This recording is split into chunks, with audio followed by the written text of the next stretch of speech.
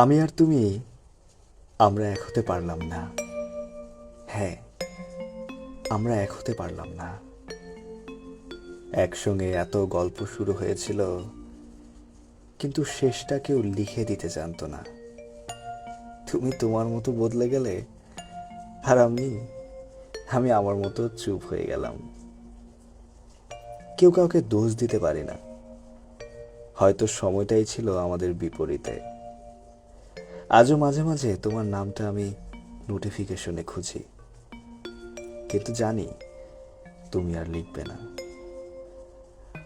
আমাদের কথা এখন শুধু স্মৃতির মতো, যেখানে হাসিও আছে, অভিমানও আছে, আর আছে সেই একটুখানি আফসোস। আমরা এক হতে পারলাম না, কিন্তু জানো, এখন আর কষ্ট পাই না।